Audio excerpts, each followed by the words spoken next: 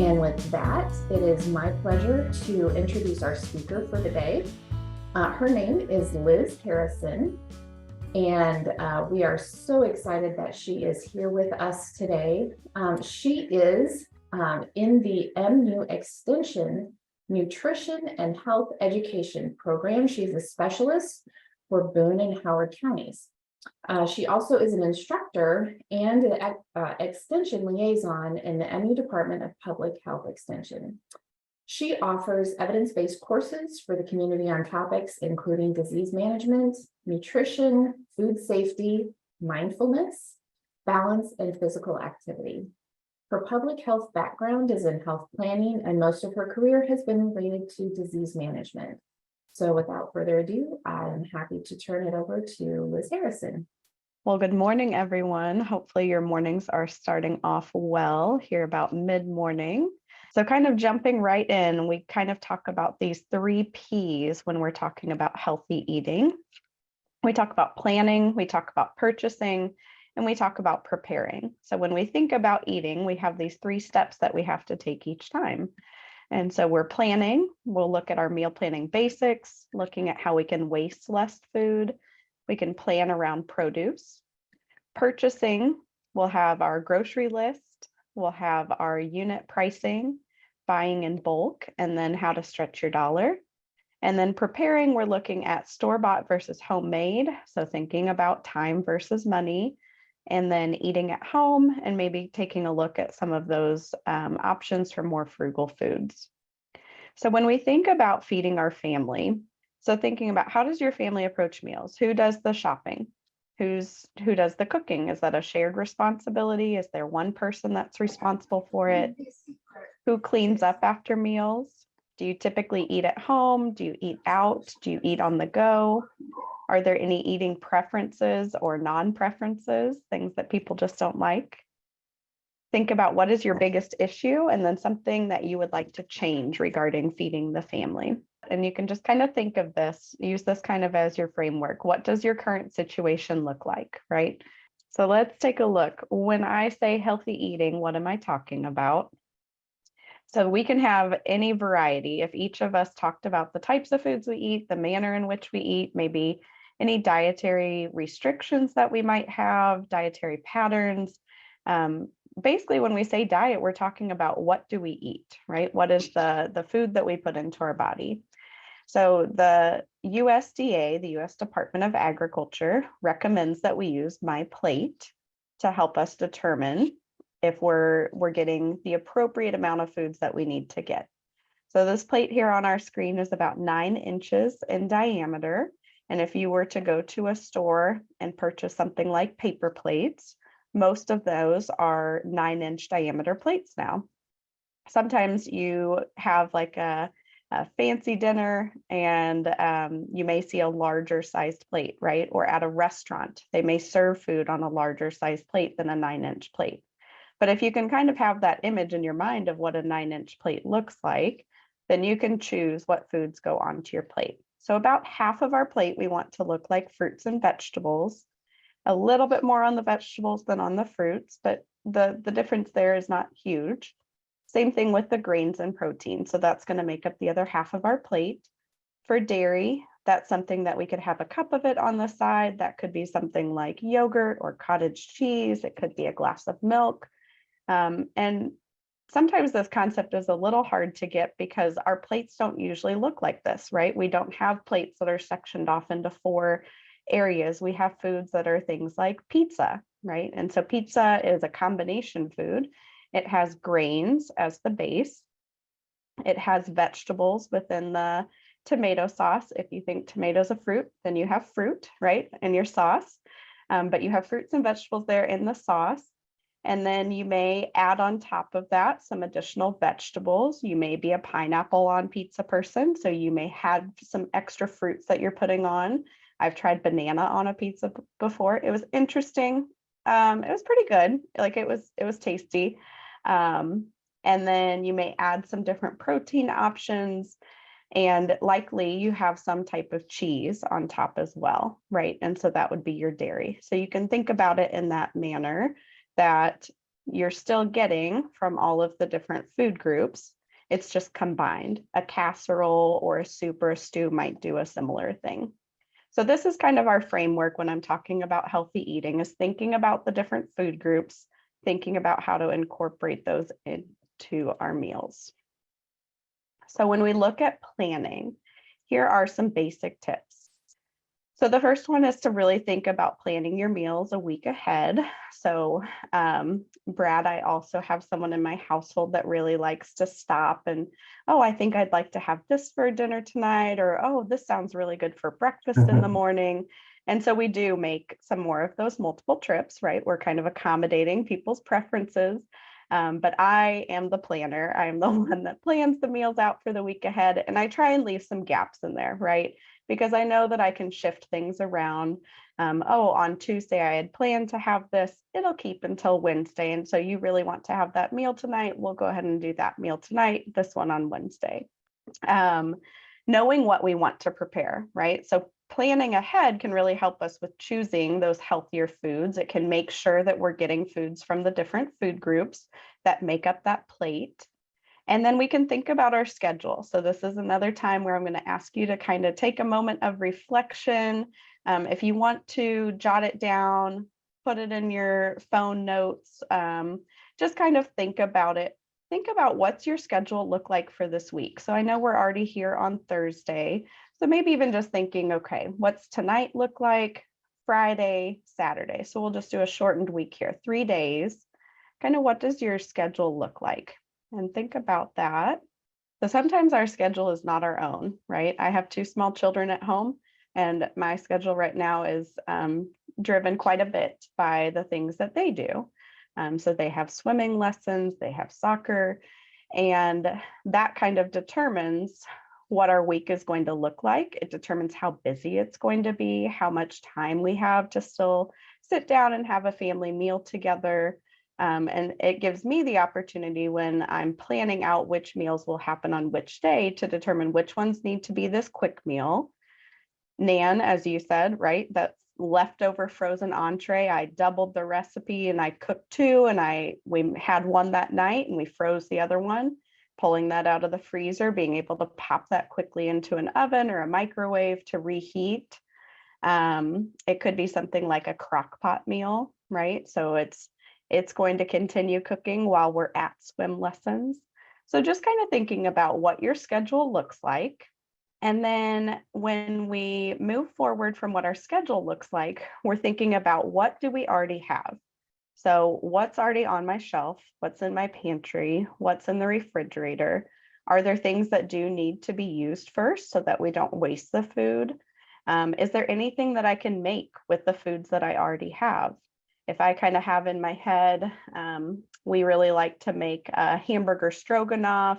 Do I have any hamburger or ground turkey in the freezer that I could use? Do I already have the cream of mushroom soup that we use, or do I need to purchase new?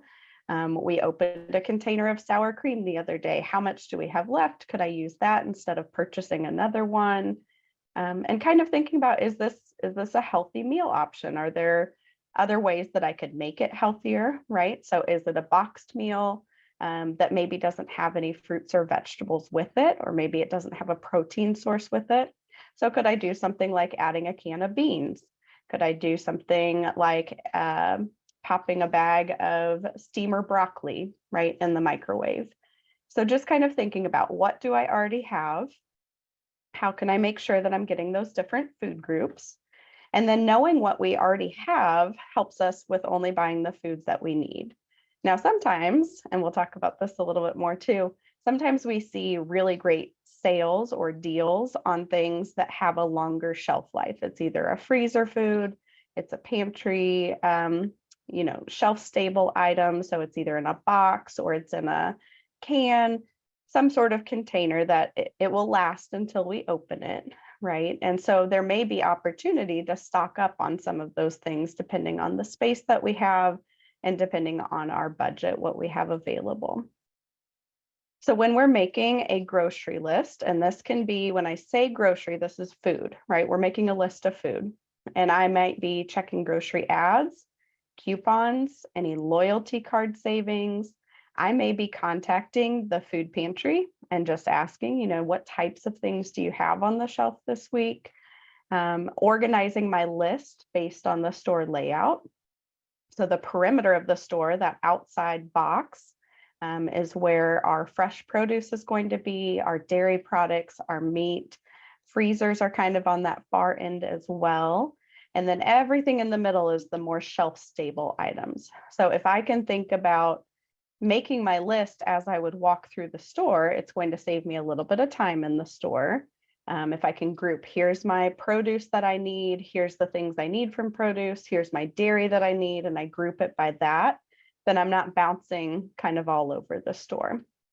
If you have a pretty standard set of meals that people in your home like, you can copy that list over for use in future weeks. I have one that I save on my phone and a list of notes. These are pretty standard staples, and I can either click them on that, yes, we're going to go ahead and get that this week, or I click it off that we don't need that one this week. And the other thing with making a list, involve everyone in your home. So this is a tip for ensuring that people are involved in the process for food. It helps to kind of guarantee more interest, more involvement in the planning process.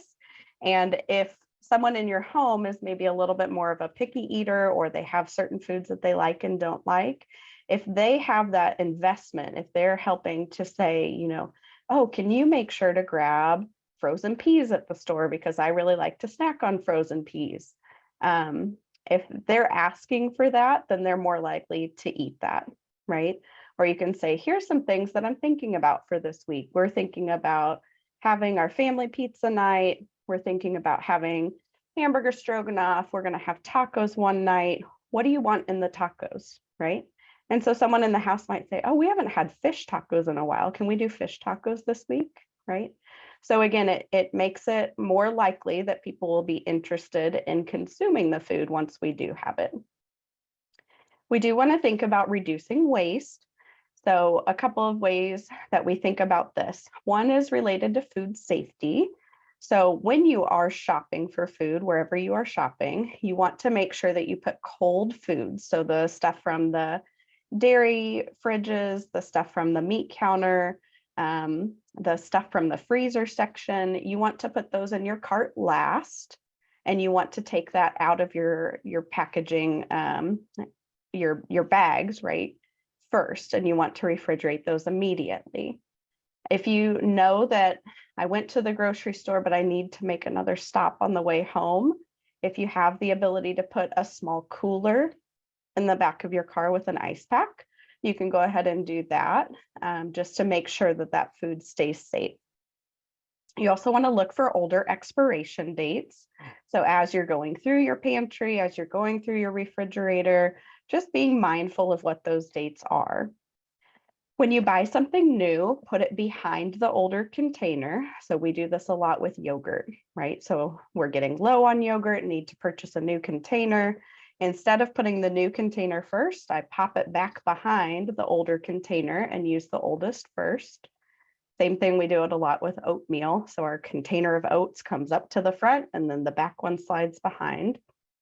You can recreate foods that are, it says about to spoil, and I hesitated to use that language, but foods that like the shelf life of this is probably not a long amount of time, right? So we have some days where we clear out the veggie drawer, foods, produce that is still good, but probably doesn't have a lot of time left. And we'll make a stir fry, or we'll make fried rice, or we'll make chicken and veggie stew, right? So just thinking about different ways that you can use those foods. If you are in doubt, if you ever have any concern, how long has this been in here? Oh, it's a day or two past the expiration date. Should I use it? Should I not? If you question it, go ahead and throw it out. Just be mindful in the future to kind of think about, I really want to make sure that I use all of that food and that I'm not wasting. When we talk about leftovers, Nan, I appreciated that you brought this up. Our family does this too. So choosing a day each week to use up leftovers. And again, that can go back to that schedule, right? So Tuesday night is swim night. That might be a good day to use up some leftovers from something I made on Sunday or Monday. Freezing those leftovers for another meal. So again, sometimes you can make like a recipe might call for 4 or 6 servings, but if you have a smaller home, you may go ahead and make that, right, as it says, for 4 or 6. And then once you've made it, you can freeze half of it for another meal later. You can also do this recreation of leftovers. So if you have cooked ground beef, some different ways that you can use cooked ground beef or even ground turkey, right? You can make tacos, you can make chili, you could make meatloaf, you could make meatballs for spaghetti, you could do sloppy joes. So there's lots of different ways to make different things with what you have. Same thing with rice. If you make a bunch of rice, you could use the leftover rice for something like fried rice. You could throw it into a chicken and rice soup, right? So a couple of different options there. All right, so I asked you to kind of think about your schedule. So maybe kind of do that visualization of what's in your refrigerator right now that you know you need to use. What's coming up to that use by date is typically what's written on freezer and refrigerator items is use by. Same thing with our produce. So what do we currently have in the way of fruits and vegetables that needs to get used? And then what's in our pantry? What's kind of nearing the best by date? And I tend to think of this when I visualize my pantry, what is in the back corner, right? Because things tend to get shoved towards the back corner, especially if people aren't really interested in eating them, or if there was something a little bit more exciting that's up at the front. So kind of thinking, okay, what's in my pantry? What's in my fridge or freezer that might be coming up? So this is another question to think about. Scheduling, what's my week look like? But what food do I need to use?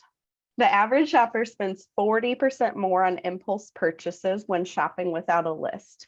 And there have actually been some really fascinating studies done on consumer habits and the amount of time that you spend in a shopping environment or in a food purchasing environment or food access environment. And so the amount of minutes that you spend in the store equates to the average amount of money that you'll spend. And so they have done studies on this to see how long you're in the store will determine how much money you spend. And part of it is from some of these impulse purchases. So when we're thinking about the first P of planning, we think about what's on my list, how can I stick to my list when I'm in the store? And so if you go into the store without a list, you're more likely to go, oh, I don't know, what are we going to have tonight? Let's pick this, let's pick this. And you may not have a written out list, right? It may be that mental list. I really know that I want to do chicken stir fry tonight, so I need to make sure I grab some vegetables. I need to make sure I grab some chicken. I think we're low on rice, or I've checked and we're low on rice. We've got sauce, we're good, right? So you kind of do that mental list and you know what you're going to be purchasing. So purchasing tips, that second P, stick to your grocery list. Do not go to the grocery store hungry or go food shopping hungry, right? So if possible, make sure that you are not feeling very hungry, because when you start seeing food, you might go, oh, that sounds good. Well, I'm really hungry. I'd like to eat that right now. And that's where some of that impulse shopping comes in. Limit the number of people who go to the store. So again, 2 small children here at home. If we go to the store, full family, the amount of food that we purchase that is not on my list is much greater than if I go to the store with the list that we have come up with together, right? Because it's the same thing. I'm not hungry when I go to the store, but if my 4-year-old is hungry when we go to the store, he may say, oh, I'm really hungry and I want to eat that, and I want to eat that now. Or my 2-year-old may grab the banana off the shelf and try and eat it there in the store. Using coupons only on items that you've already planned to buy. So again, if you see a really great special or deal, but you don't know when or how you would use that food item, just kind of thinking through, would this work with what I have? And then the other purchasing tip is to check the unit price. Okay, so we'll talk a little bit more about unit price in a second. But here's our third question to really think about when we are planning for healthy eating, and that is what is on sale at the store. So you can use sale ads to help decide what food to make. And this again is for food that you would be purchasing. You should know before you go, right? So you can use those sale ads. You determine which foods am I going to purchase. And then you can also look when at the store, what fruits and vegetables are on sale or maybe at cheaper prices. Okay, so I've talked a little bit about, I like to use a stir fry as an example because it's kind of a framework recipe where I know that I have a protein, I have some vegetables, I have some sort of a sauce, maybe have a grain, depending on what I want to do there. And so in my head, I can think, okay, I need to have mushrooms, I need to have peppers, I need to have onions, and I need to have broccoli because those are kind of the four main vegetables that we usually put in our stir fry, right? But I may get to the store and I may find that broccoli is pretty expensive for whatever reason, right? Maybe there's been a run on broccoli recently. Maybe there's been some issues with agriculture and growing or the transportation industry. So maybe I don't get broccoli this time, right? And maybe I see that another type of produce is on sale. Maybe I see that a bag of snow peas is on sale this week. And I think, well, we don't usually put that in, but I think people would eat it, right? So you can kind of look and shop around in that produce section, what's on sale or at cheaper prices. And it's also good to know what produce is in season. So just having an idea, this food is in season, so it's being harvested now, more likely to come from a more local area, and just being aware of what produce is in season, typically the prices are going to be cheaper on that as well. So I said I would talk a little bit about unit price. When you're in the store, we see these things underneath cans or actually most products at this point. It's under dairy, not necessarily under fruits and vegetables, again, unless they're canned or frozen. We see it under meat products as well. So our unit price tells us the cost per quantity, right? That could be the cost per ounce, the cost per pound, cost per quart. Sometimes it'll say cost per unit or cost per item. And you can use this to compare the different sizes of food products and the different brands. You can look on the shelf edge right underneath the product, and it'll say, you know, here's our can of no sugar added sliced pears. It's a 12-ounce can, and my cost today, I'm going to pay 80 cents for purchasing this can of pears. But the unit price, we're going to divide, we see the math down here, we're going to divide that 80 cents by the 12 ounces. And so per unit, per ounce, it's 7 cents. Well, maybe this is a name brand, right? But there may be a store brand right next to it that says no sugar added sliced pears. And maybe that can is a 14-ounce can and it costs a little bit more, maybe 89 cents, but the unit price would be less, right? So unit price tells us what the cost is per item or per quantity of food that we're getting. Okay, so here's another example of comparing unit prices. We have a 16-ounce box of something, and that's $2.50. Okay, so $2.50 is the amount that the store is asking me to pay for that 16-ounce box, and it's 15 cents per ounce. But right next to it is the larger size, so it's the 32-ounce box, and it's $3. So I'm going to pay a little bit more for it. I need to know how I want to use that or how I'll be able to store it. But my unit price is 9 cents per ounce. So that one's actually a better deal, even though I'm paying a little bit more today, as long as a few things, right? As long as I know that I have room to store it, and as long as I know that I'll be able to use the food. Because if I purchase the 32-ounce box, because it's the better deal, but I take it home and I'm only able to use 16 ounces before I have to throw the other part away, then it's not the better deal. Okay, so another purchasing tip, you can purchase in bulk. So we just did that comparison of the 16-ounce package versus the 32-ounce package. This is where we can also take advantage of sales by buying in bulk. And bulk purchasing means that I'm buying in a larger quantity, right? So I can also cook in bulk. So this is where we talk about like freezing those leftovers for later meals. And we can be creative, right? So if I purchase a 5-pound bag of apples, knowing that we're going to do some apple slices, maybe we have plans over the weekend to make an apple pie together, I can use leftover apples to make some applesauce. And then I can either preserve that, I can put it in the refrigerator, potentially freezing some of it. So using it in a different way. Same thing with using extra veggies, right? I talked about we frequently will have a kind of clear out the veggie drawer and we'll make a soup or a stew with that. We can freeze ground meat. This especially helps when we kind of take advantage of sales or buy in bulk. So normally when I purchase ground meat for a meal, I'm probably purchasing just a 1-pound package, but they may have like a 3-pound or a 5-pound package, and maybe it's cheaper, right? Or maybe that's what's on sale, is to purchase the larger package. So again, you do have to think and you have to be mindful. Do I have the space for this? Do I have the ability to store it? But do I also have the ability to use it in the future? So I can freeze that ground meat. I can either cook it ahead of time or just portion it out raw.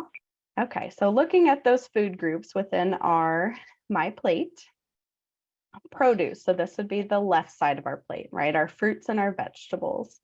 It typically is cheaper, again, with a unit price to purchase in bulk.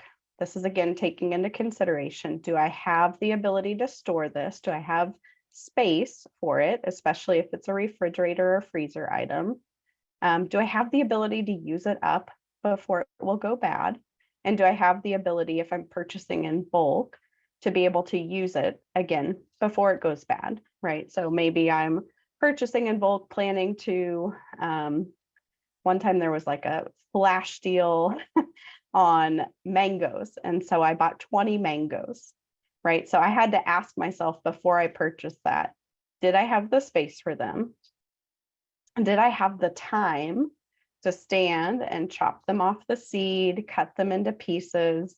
Did I have the ability to put it on a cookie sheet, stick it in the freezer so that they would kind of freeze a little bit, and then put it in the Ziploc bag for us to use in the future? Did I have the time and the space to be able to do all of that?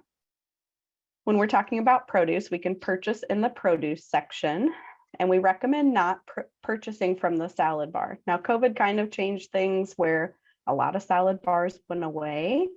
The one caveat I'll give to this for a money saving tip is, and in terms of food waste, is if you know that you only need a small amount of a type of produce and that you will not be using it for any other reason. You know you're getting ready to go out of town.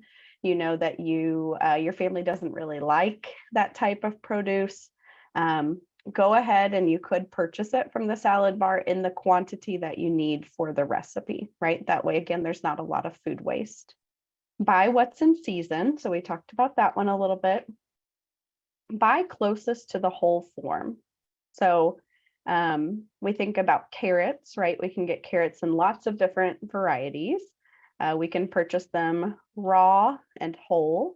We can purchase them raw baby carrots. We could purchase raw sliced carrots, matchstick carrots, shredded carrots, the little rounds with the crinkle, little wavy things on them. I can go to the freezer section and I can find diced carrots.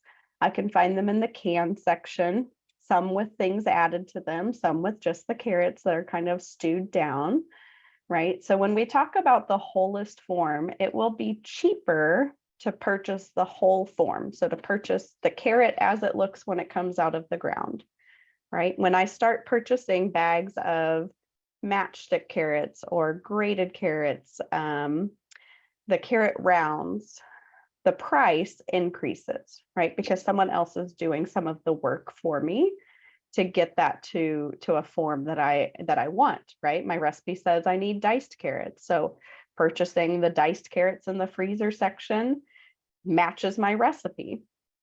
I can dice it on my own, right? And so this is kind of that time versus money concept. So do I want to spend a little bit more money to purchase what I need and what's maybe time saving, right? So if I purchase it as the cut rounds, I'm not going to have to stand there and clean my carrot, peel my carrot, cut my carrot into the rounds. I'll just be able to add that to a recipe. We've already talked a little bit about buying what's on sale. Most stores will still price match. So if you take in an advertisement for a different competitor, or if you can pull it up on a phone, most stores will give you a price match. You can also, if you go to purchase a product and they've got huge sale on blueberries, $1.99 per pint. We haven't seen that in months. If they don't have that in store, if everyone else has bought all the blueberries, you can go to their customer service counter and you can ask for, I call it like a little rain check card. I don't think that's the actual name of it, but you could ask, could I get a card so that in the future I can come back and I can purchase those same blueberries, but I can purchase them at the price that you're selling them at today. And most stores will do that for almost all products. Canned, frozen, and fresh. So having a good variety of type of produce will help us reach our 5 to 7 servings per day. So using a variety of types of produce. Looking at our protein, again, variety is important. Preparation is also important. So we can eat a little bit healthier if we focus on baking our food, sauteing it. There's some new technology out there with things like air fryers. Instead of frying it in oil, and that will cut down on the amount of fat that we're consuming.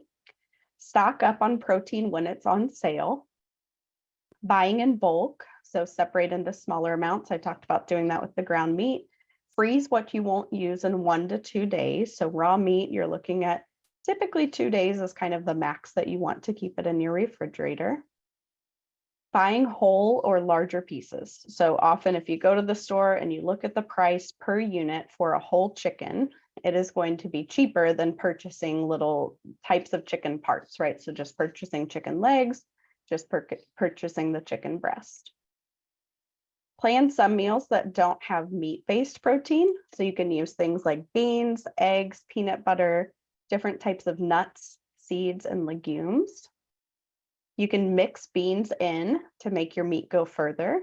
So if you're making a meal for a larger family, you could use your pound of ground meat. You can add a can of beans, and that will stretch that so that you don't have to do the 2 pounds of ground meat, which meat is typically more expensive at this point.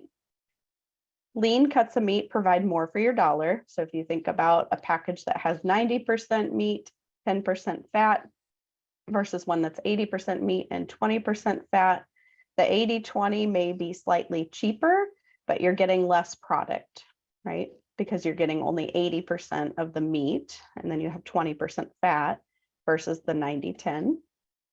If you're looking at a meat counter, lean beef and pork cuts usually include the words round, loin, and leg.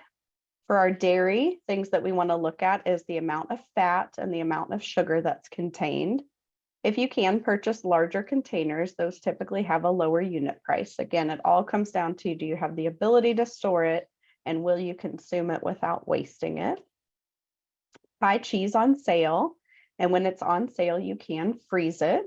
And then when you're ready to use that cheese, that packaged cheese, you can pull it out of the freezer, pop it in the refrigerator, and use it as normal.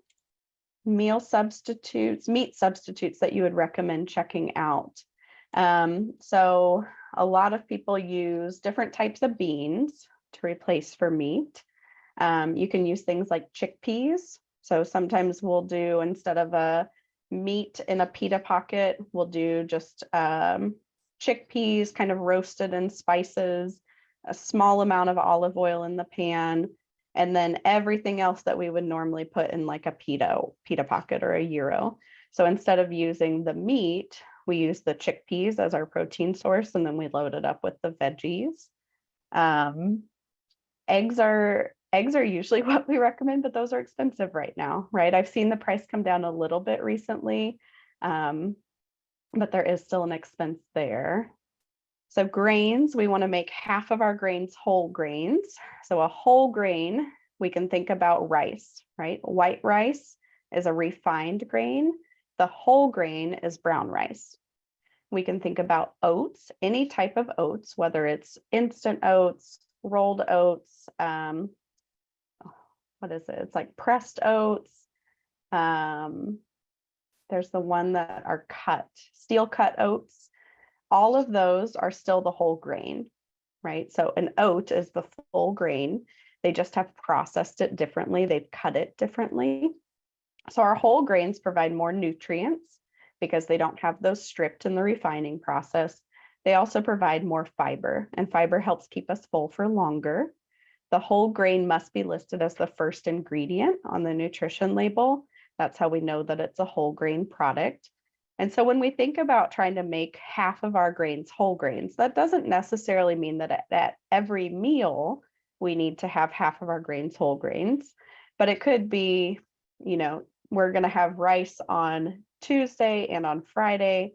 On Tuesday, we're going to use white rice. On Friday, we're going to use brown rice, right? Or it could be, I'm going to have oatmeal for breakfast and that's my whole grain, but I'm going to use the white bread for my sandwich at lunch, okay? You can use that bread by making things like croutons, French toast, stuffing, or crumbling it up to make breadcrumbs, which then you can use for coating something like chicken or fish. Bread and tortillas can be frozen, again, if you have the freezer space, for up to 6 months. So again, assuming you have the space and you know you'll use it, stock up when they're on sale.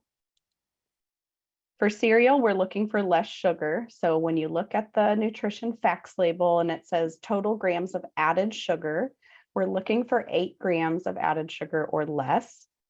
The most sugary cereals are often at eye level. I guess it depends on how tall you are, but most of them are there at that eye level. And then cereals that are low sugar can be made a little more exciting. You can add some fresh or dried fruit, cinnamon, so adding a spice to it, just like we do with some of our other meals. And then mixing in a little bit of the higher sugar cereal. So again, you could do half and half of a higher sugar cereal and one that's the lower sugar. You can also save money by purchasing in bulk, so purchasing the larger quantity, but you do want to really be sure that you store it well so it doesn't go stale. If it goes stale, you might not want to use it and you might toss it, and then that's wasted food and money. And then the generic brands, if you do a blind taste test, most foods taste the exact same, whether it's the generic brand or if it's the name brand. So here's an example of what we could purchase with $13. So with $13, and this might not be, this specific part of my slide came from a presentation pre-COVID, so it may not be entirely true anymore. But it's 1 pound bag of cookies, a 10-ounce bag of chips, a 2-liter soda, and a half-gallon ice cream. I don't think that's accurate anymore with post-COVID prices. Post-COVID prices might be similar here for this column. So the column on the right said that same $13 could buy 4 bananas, 3 apples, 3 pears, 3 oranges, 12 broccoli stems, 10 long carrots, 1 pound raisins, 1 jar of apples, 1 large can of frozen orange juice concentrate, and either a jar of peanut butter or ranch dressing for a dip. Okay, so just thinking about if you do go into the store price comparison, and I think what I would share here is if you really want to see kind of how the planning process, the purchasing process, what that actually looks like for you, save your receipts, right, for a week. If you eat out, if you stop for fast food, if you go to the grocery store, save your receipts for a week, just doing what you currently do, right? Add it up at the end of the week. What did you spend on food over the course of that week? Sometimes we go to a store that has food and other products, but kind of calculate out, okay, what's the food cost? What did I spend on food for this week? And then look at your spending habits for another week where you do some of the planning ahead, looking at the purchasing tips with the sale prices, all of that. So just kind of compare those two and see if it truly does work for you. So when we're looking at the third P of preparing, we want to think about eating more at home. The time factor, right? I mentioned we have swim lessons, right? So I might do more freezer meals. I might do crock pot meals. I might pack to-go meals. We sometimes bring a small picnic. My kids think it's fun and unique. So we pack a small picnic, and that's our to-go meal. And we can purchase snacks and bag those ourselves, right? So if I purchase a larger container of nuts, I can put those into smaller containers as my snack. Start small. So eat 1 to 2 less meals per week at restaurants to save money. It often saves calories as well, because at restaurants, we tend to get larger portion sizes. We tend to eat more. Sometimes they have more of the added sugars, salts, and fats. And so those all add up to more calories as well. So again, just thinking about, you don't have to do everything I'm talking about all at once. Pick one thing to do, one small thing to focus on. The TV dinners, these have gotten much better over time. Just kind of think about when you're purchasing those in the freezer section, what is the sodium content, especially? Sometimes the sugar content, the added sugars are also high. So again, we talked about ways that we can make our own frozen dinners. We can double the recipe, we can freeze things in meal-sized portions, labeling, package, keeping a list. What do I have in my freezer to use? Make the most out of boxed meals. So some ways that you can decrease the amount of fat, saturated fat that's added.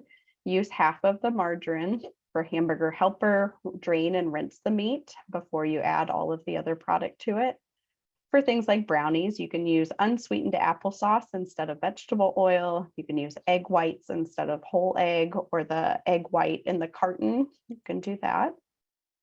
To decrease sodium, you can use half of the seasoning packet. For vegetables, just add those to everything that you can. Same thing with fruit. You can add canned fruit to yogurt, jello, or pudding. And then just think, right? So what's for dinner? We talked a little bit about our schedule. We talked about what we already have on hand. What are the things that are on sale? What do we have space for? And so thinking about using those 3 items to really guide us and thinking about what's for dinner. And again, incorporate the people in your home with you, right? So asking them, what do you want to have? We're going to have pizza. What sort of toppings do you want on the pizza? And you can write down general ideas. You don't have to have a specific recipe in mind. You can kind of use that framework. We're going to do tacos. One week, those might be chicken tacos. One week, they might have ground beef. One week, they might have fish, right? Same thing with like a stir fry or a minestrone soup. The veggies can change in the minestrone soup. It can use up some of your leftover beans or leftover pasta. And then here's my contact information. If you do have any further questions, feel free to call or to email me.